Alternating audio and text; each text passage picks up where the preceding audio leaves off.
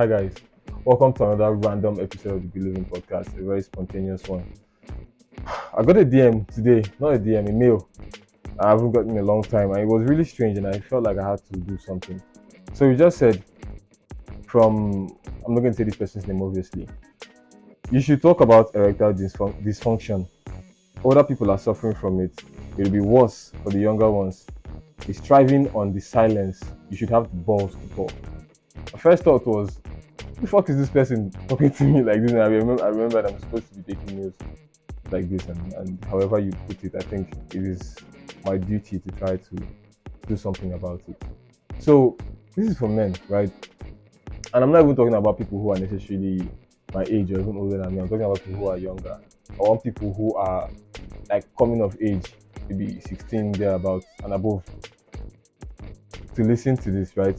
So erectile dysfunction is obviously when your penis is not working, so you can't get it up, or even when you do, it goes back down and maybe leaks oil and is tired or whatever. So I'm probably not qualified enough to talk about this topic, but I feel like I should because I've seen people suffer from it, and this is a disease that only men suffer from. I don't know if there's an equivalent of it for women. Maybe it would be the inability to get wet, but I don't know if it does the same damage to your mind and your confidence as it does to men. And this thing he says about silence is absolutely correct, because men would not speak about these issues even to other men. Men be all about ego and pride and status, and you would not, even if you wanted to talk, that person has to be on a certain level with you before you can discuss this thing. And that's why he's thriving on silence, like this person says. I nearly said their name right now. So, and why is it not talked about enough? It's the same reason why you can buy a fake product from an online vendor that says they will increase your dick size and it doesn't work, and you can't complain because, why the fuck are you trying to increase your dick size? So these are the same reasons why nobody's going to complain about it. But really, let me pull up some stats that might blow your mind as a man, right? So they said by the year 2025, the number of ED, that is erectile dysfunction, ED cases across the world is expected to reach 322 million. 322 million are going to have men are going to have problems with getting their thing up. That's a lot of men, right? And nobody talks about it. It's not an issue. There's no rights activist somewhere or somebody, when the people protest and create awareness and raise issues, nobody talks about this one. So it's like killing people silently. It's annihilating marriages silently and relationships and stuff like that, people's confidence. And as a man, you need your confidence. You need to be able to stand in places and feel yourself being an appropriate member of that group or that room without feeling any less when you see somebody else. When somebody else talks about something that you know deep down you're lacking in. So I'm here to help prevent it, because I'm not a doctor. I can't really help cure anything if it's too late for you. But here's something I saw when I was doing a research for this thing. Mind you, I saw this mail tonight, right? So I didn't have much time to, but I had to do something. So, and there's other cause. There's a cause that I know particularly can cause this thing, and it's masturbation, right? It's masturbation, yeah. And you can lie to yourself and say you don't watch porn, but really, you don't lie to yourself. All of us have seen porn, and for men, most of us have had periods in our lives where we had it in our phones, or at advanced stages in your life where you can just like access it on the internet and be done with it eventually. And I cannot preach against porn, because you're not going to listen to this and just quit it entirely. But what I deduce and what I've heard and the things that I've heard from people is that in your mid to late 20s, you begin to see the signs of these things. So there's some other stats here I'm going to say. They say nearly half of men by the age of 35 would have struggled with erection issues. So if there's 5 is too much. If there is 3 billion men, 1.5 billion men by the age of 35 would have had issues with that. And then that makes it look like it's normal, but it's not normal. It's just a problem that has gone untackled. So here's one thing you can do. If you're like, I don't know, 16, 17, 18, 19, 20, 21, and you're watching this, you probably just came of age and you are noticing these things and you want sex, and you're not at the stage in your life where women are throwing themselves at you, or where you can easily get, or you're not the kind of person that can easily get girls to sleep with you, and there's porn everywhere, there's naked women everywhere. So it's an easy thing to turn to. Now, while I would not say no, avoid porn entirely, I would say reduce it, because apparently when the internet first came out and when everybody was using like C1, Nokia C1 or C3 or those kind of phones to watch porn, it was a lot harder. Quality was worse, screens were small, technology wasn't advanced, and you didn't have that much time to spend on your phone because you didn't have too much things to do on your phone. So you were more into the real world where you're not having sex, obviously.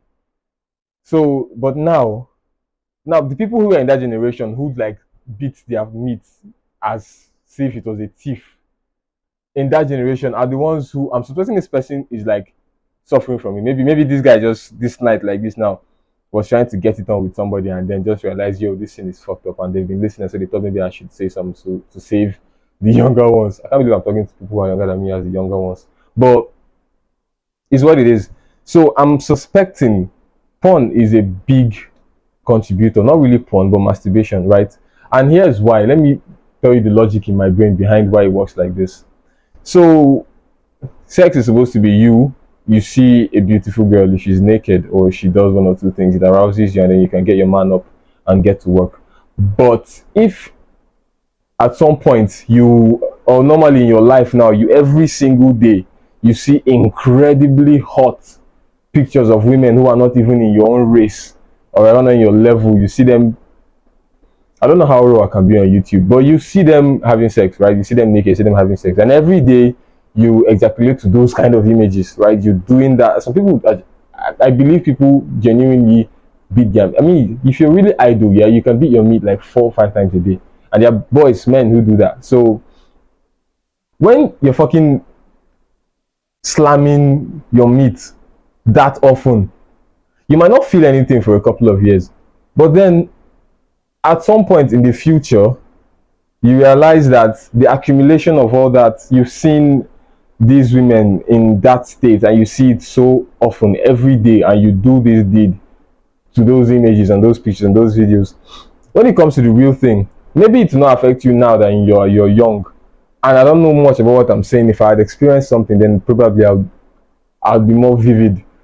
But at some point, I guess, because it happens in every sphere of life, if you've had something over and over and over again, you'll be like, you're not going to move you as much anymore. So when you see those beautiful people, and if you have a wife or have a girlfriend and she's not really as hot, sexy, and as those images you like to look at, when she's ready for you, right, it's not going to give you that same effect.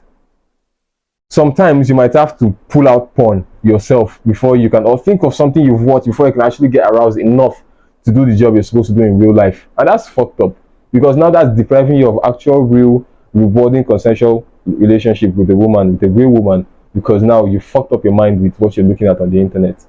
Now, not say stop watching porn, but stop fucking masturbating so fucking often. And one other thing I learned is that keeping yourself, now I learned this firsthand, yeah, keeping yourself from ejaculating for a period of time actually improves something in you. There's a certain drive you feel when you, there's an explanation for this, right? But I'm going to just describe what the end result of this thing does. It gives you certain drive that gives you energy to focus on other things in your life, not physically, but like mentally. The ginger, the drive you in your mind mentally. For a man, you've been inspired to do things before. There was a time I still draw, right? And there's a certain inspiration you get. It pushes you, like you're doing it, you want to stop, you might even be tired, but like there's something else that gives you energy, that gives you drive. And that thing is what drives people basically to success, because if you have it, if you have that mojo over a long period of time, you're just going to be doing the things that you have to do consistently, and then you get those end results that you're supposed to get. And then when you get those end results, you get a certain feeling of satisfaction, that dopamine hit you get from actually achieving an end result from something you've worked for. But then when you achieve your dopamine hit as easily as anything, then it's one of two things, yeah. If your drive is, up here, you now get that dopamine hit at the end of the day when the drive has pushed you to do something you're supposed to do. You get that dopamine hit and you appreciate it and you want to go more for that drive. But then what does your brain do when because the truth is, when you ejaculate, you get that dopamine hit in your brain. And if it doesn't cost you anything to get that feeling of satisfaction and reward in your brain, to get that dopamine hit, then you are going to feel a certain sense of laziness, right? Because you can get this satisfaction feeling, this laid back feeling, this feeling of satisfaction and success without doing anything tangible and real. Only things to yourself that you do that even makes you feel satisfied. And then you are not going to be successful. Well, how do I say it like that? You're not going to have any seriousness. So, for example, if you skip yourself from doing that, it drives you to do the things you're supposed to do.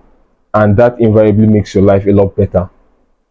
If you keep, this thing has happened again. All right, so I'm going to confess. I have this thing where I'm looking at these lights and they're like blinding, and I try to focus away from the light and just make my point. But then when my focus shifts back and I just look at the lights again, it just, I don't kind of like reset my brain. So if you don't feel that dopamine as often, and you reward yourself with the dopamine when you do things that are actually worthwhile, then it's going to be to your own benefit. So if you masturbate so much, your brain is going to be in this constant state of happiness, relaxation, and laziness, satisfaction still, where you don't feel like you have to do anything else. You don't feel the drive to do anything else, all right, because you'll be satisfied almost all the time with where you are, with where your finances are, with where your business or your job is, and everything like that. And you will not be forced to change anything because there's no ginger in you anymore. You're wanking it all away. You're wanking away all your ginger. It's not even only your kids, it's your fucking ginger. And you just be something else or somebody. So if you're a young person, right, you're 16, you're 17, you're 19, you're 20, 21, you need to reduce it. Even if you're not getting enough cats, you need to reduce it and channel your masculine energy somewhere else. Retain it, and this thing is not going to deal with you now, but it's going to start eventually. And when it starts, it will be too late, and then you now start looking for remedies and cures everywhere. I've seen, and I didn't know that this was this bad, but now I realize that you see men now all up and down looking for supplements, taking this and that, having to do all sorts of different fucking rituals before they can have sex. And I've spoken to women who have been in hookup girls. I've spoken to hookup girls, yeah. So, and they say most adult men, right? Not adult men, like mature grown men, people in their 50s and above, they like to watch you do your thing first, or if they have two girls, they like to watch you lot do your thing first, and all of that. And you think it's some sort of kinky thing, but I say if these men didn't want these things when they were young, then it's not just a fantasy, it is literally useful for them. And then it all came together that maybe this is what gets them going, this is what gets them. And I'm not saying every of those men have wanked away their mojo, wanked away the energy they should have, but it's probably part of the reason. When there's only one type of thing that can get you going, you need that particular specific type of thing. If not, you're not going to be as effective as you're supposed to be. And that's not how it should be. You should be viral. You should be completely active well into your 50s. So they say a man's prime is at a certain age, but really, on the average, when you space it out, there should still be a considerable level of performance at whichever age from 17 till you're 60. And there are men like that, so it's not impossible. It's just to watch your habits and stop beating it like it's a thief. So I wasn't expecting to spend much time on this, but I really hope people would listen to this and take the advice. It can't stop you from wanking. If you're lonely and you're horny, you should rub one out, but don't do it like it's your job or your house chore. You get $10 every time you pop your champagne. All right, that's enough. Thank you very much for watching the Good Living Podcast. I appreciate you. Love you. See you next time.